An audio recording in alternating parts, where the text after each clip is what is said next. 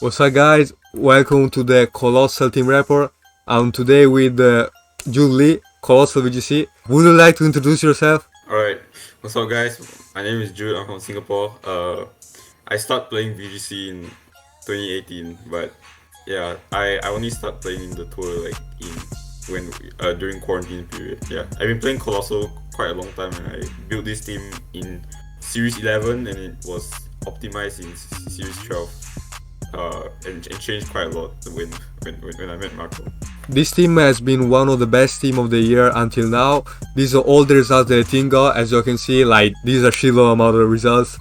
This is probably one of the most consistent teams until now. So, Jude, would you like to explain to us how you come up with this idea? Alright, so basically this team I took from I built it in Series 11 when Series 10 was about to end. The idea of this team is there's the main core of Shifu Cole plus like Rilla and Insi. Then I of course the two best legendary with Cole is in restricted format is Yveltal and Zacian.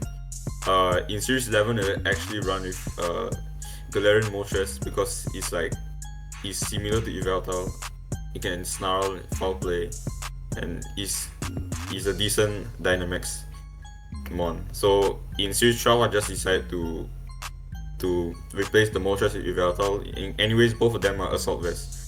So yeah, so this is the base of the team, is achieve many results as Marco has already said, not only in Series 12 but in Series 11. It's a great core for both ladder and a great consistent core for both ladder in best of one, and stuff like the IC, and in best of 3 too. In a restricted format, Colossal is like really weak to things like rain. So the idea was by using Moltres or Yveltal, because like the reason why I want to use them is because they are the bulkiest airstream users that aren't physical. So like if I'm using them, like I can tank a lot of the hit from things like Kyogre and like Cinderace and stuff like that in the very common rain course with like Tornagre or like Wims Ogre. So like the plan was to max airstream, then you get a bunch of boosts onto your Zacian, and then after that like your Zacian is like is going to be able to outspeed the Kyogre and stuff like that if it gets enough airstream boost. Then like you get to weaken the water spot, so Zacian won't take as much damage as it would if it's like 100% base power.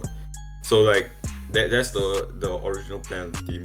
And like so basically you have two modes with either airstream mode or the cold or the hard cold mode. So that's how we came up with the team.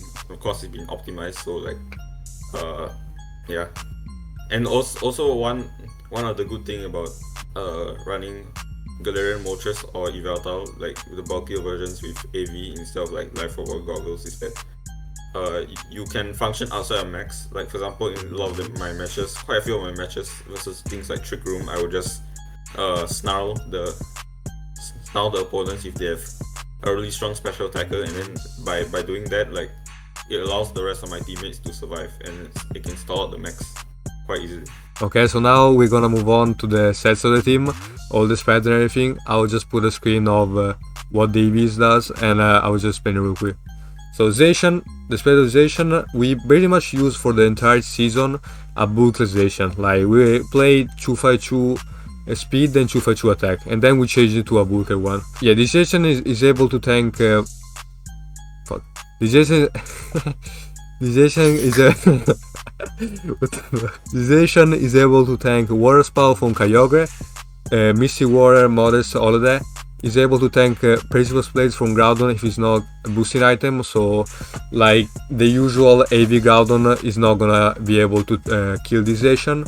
It's also able to tank Lightning from Regieleki if he's not Modest plus Life Orb. Like if he doesn't have both of them, he's probably not gonna kill this Zacian. So this is pretty interesting. Kyogre is actually, if he's Modest and Mystic Water 252 Modest is like you have a chance to leave, but it's pretty slim. But if it's like around 50 or like 40%. But if it's timid, like you always survive, basically. 6.3 chance to kill. So yeah, this spread is pretty consistent. It's been pretty good until now. So yeah, we're just gonna move on to Eveltal. Eveltal is pretty standard. Got Sucker Punch, Oblivion Wing, Snarl, Fall Play. They only calc of the AV spread is to tank play rough from neutralization, so after Intimidate. And then obviously you got 244 in speed, so you just speed all the Zation, all the Calyrex after one airstream. One other thing about this Eveltal is I didn't specifically make it to calc for it, but actually this Eveltal is EV to actually survive Life Orb Timid Max Geyser from a Water Spout from Kyogre. It's not even a 2 KO basically, so it gives you a lot more leeway to win the matchup easily in the versus Swordfish. Yeah, that's pretty good because that means that if you max your Eveltal, you're just not gonna die to 2 geysers. Yeah, and you also outspeed all the Adamant Solgaleo, which is like pretty cool. Let's move on to Call. The Call spread is pretty interesting since basically nobody used this spread before, I would say. We got 5-2 in HP to maximize the recovery from the grassy terrain, so we got Rillaboom. Then we got 28 in defense, so that we can tank Surging Strikes from Urshifu. And then we got 2-3-6 for the bump, obviously, like 2-3-6 is a bump, so it's pretty cool to do a lot of damage with Call. 12 in defense, and then 180 to just speed Venusaur under the sun, even if people are not really using Venusaur that much in this format. Okay, so the Urshifu spread is pretty standard. It doesn't really require much explanation to do. So basically, 4 HP is to maximize grass terrain recovery. That's about it. For Rillaboom, basically max attacks so that you get as much damage possible on Grassy Glide. It comes in quite clutch in some matchup, and not really specific matchup, but in some matches where like after I get an airstream, I can one-shot Dynamax Cargo with like Wood Hammer in grassy terrain. Also, with max attack, it makes your rolls against almost pretty much every single Mimikyu really favorable, because a lot of them are EV to sort of have a more favorable role against Kelly though. So they are less invested in physical defense, which means your Gmax move can actually kill through Intimidate. The HP is for... We originally had more HP to hit 196, which allows us to... Which is what we thought would allow us to survive more Behemoth, but actually after Battle Dome I realized, like when I was testing a bit more in Showdown and on Ladder, we weren't really surviving that many, because it's like a lot of them default to 156 attack plus Adamant. So we decided to just hit the jump number of for HP, which is 192, which is 132 EVs HP, and then put 36 defense that we lost from the 164 original HP EV to have a really favorable role for Behemoth Blade. Yeah, the moveset doesn't have U-turn because I think Protect is just much better, and you definitely need Wood Hammer for the extra damage. Now the last one, which is Incy, Marco actually used a different spread in his run because he won the VR circuit with it, but for my Incy spread, like it's basically to ensure that you always leave like close combat or Sacred Sword from Zacian. If it's 252 and Adamant is a bit of a roll, I think, for close combat, but the close combat roll won't come into effect that much because usually Zacians like run Sacred Sword first of all, and like most people don't run 252 Adamant because it's like not really that optimal in terms of for your bulk. Like most people invest more in bulk. And another thing about the Insane spread is that you survive most max lightning from Regieleki, except for Modest Life Orb. And also like you live you have a really good roll against Life Orb Solar Power Zap, Max Airstream from Hurricane in the Sun. So yeah, the 36 speed was originally in defense, but I put it in speed to make sure I outspeed more Incy, which can come into play quite a lot. because like I can proc my call with a self leverage right before his inci has time to parting shot me or something like that. So yeah, that's basically the team. Alright, so now that we explained all the spreads of the team, this is a simple run that Jude did back in VR February tour. We see all the matchup that I play. Like yeah, I'm just gonna briefly go over each matchup. So basically, the first matchup it was kind of weird, but basically I just identified that if I need to bring Yveltal and Inci because I need to have a double threat from onto the shed. It got a bit dicey because like in game 1 he crit my Yveltal with a Hydro Snipe from Gmax Intellion, which is pretty rare. But then I was able to fortunately predict all of his allies switch, and I won from there because I have Inci. Yeah, it was a bit tricky, but I was able to win because I called a lot of his plays.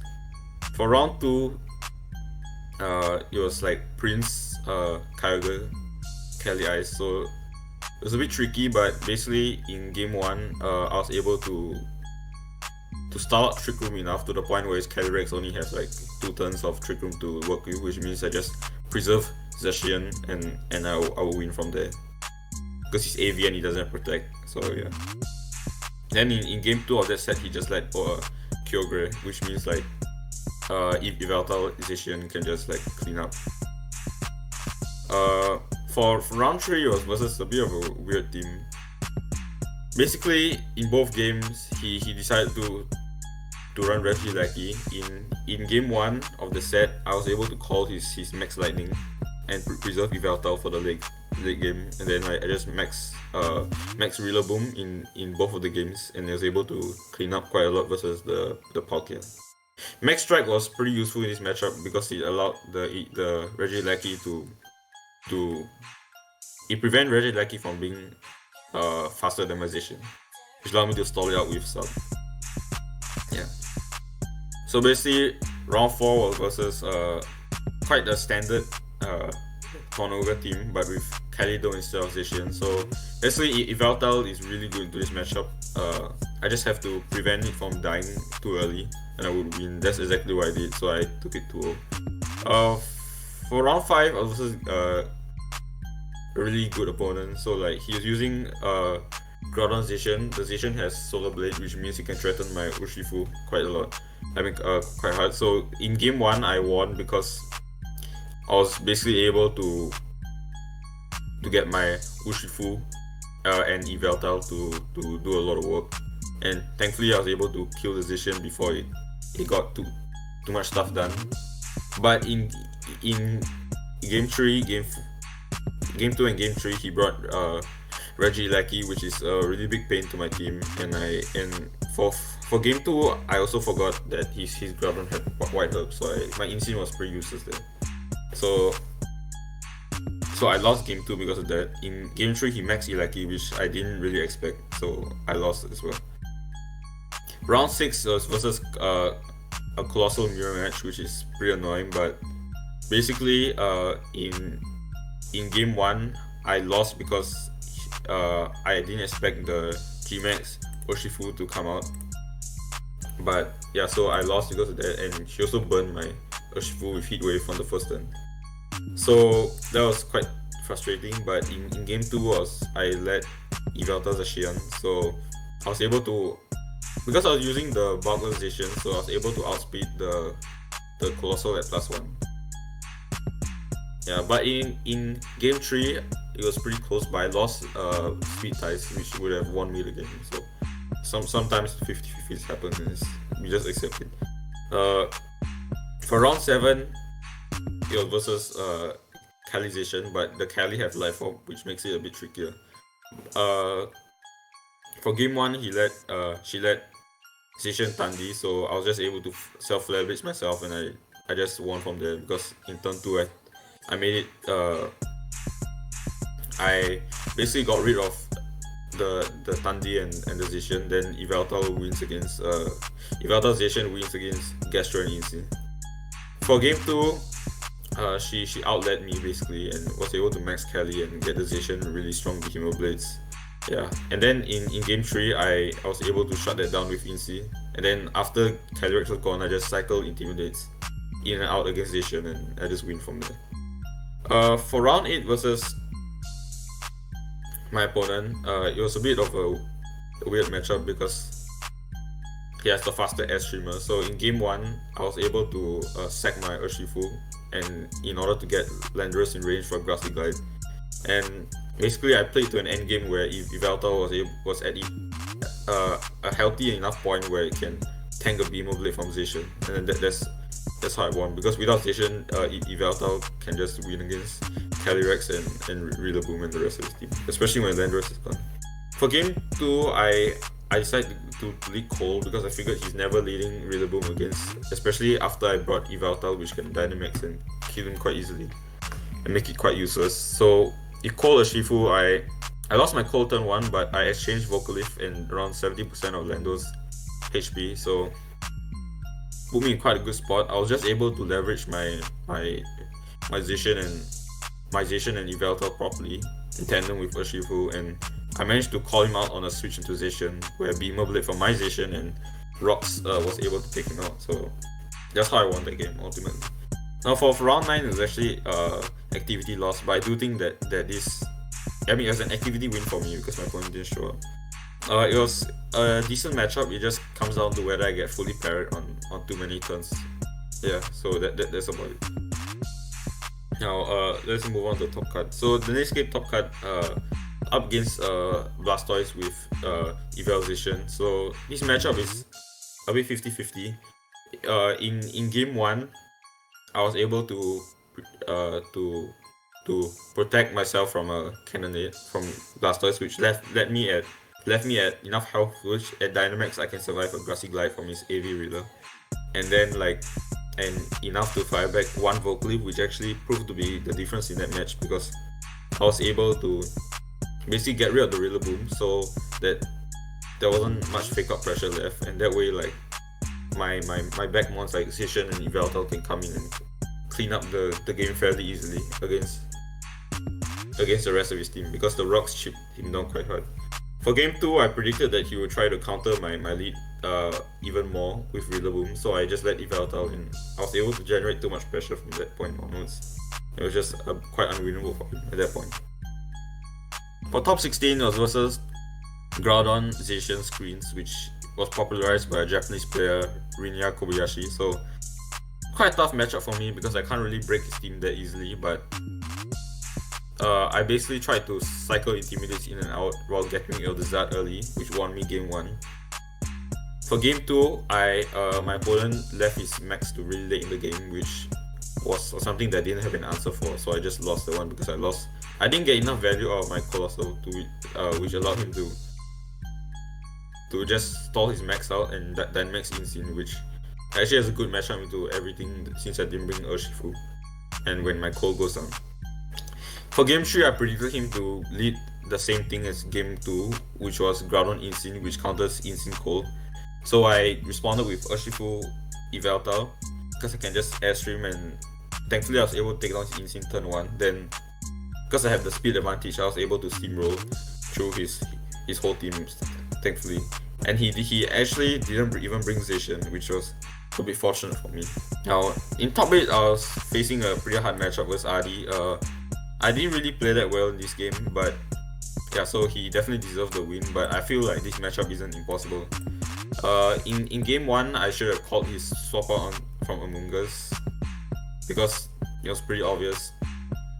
And then in game 2, I just led really badly and made a lot of bad plays. So overall, it was quite a good tournament. I felt like I could have gotten further if I played better, but overall, I think it was pretty good performance by this team. So basically, I'd like to shout out like my friends like Sebastian, who is also known as Apron VDC. So he helped me on the Zacian spread, which is in my opinion definitely better than the sets like those Bogless. Bogless is pretty cool, but now since Dragapult is not really around, you don't really need to outspeed that many stuff. So So basically, like his spread saved me in a lot of the matches that I played later on. Yeah. Also, shout out to my friend Typholius. He's a very underrated player, and he's the one who basically gave me the spread for Cole that allows to survive surging strikes, which definitely helped Marco and I in our tournament runs. Alright, so this is the team report. Thank you, Jude, for being here and all of that. Thank you for the team. Thank you for doing this team report, because if you wouldn't have played like the Moltres team back in Series 11, we wouldn't be playing this team now. So thank you for all of that. And do you want to say something before we get the fuck out of here? Okay, so I would thank Marco as well for like for basically like telling me to play Cole. Yeah, in Series 12, and like yeah, we have a lot of good tournament results. So this team is definitely pretty cool. Alright, so that's it. Remember to smash a like, all of that, subscribe, all of that, and see you in the next one.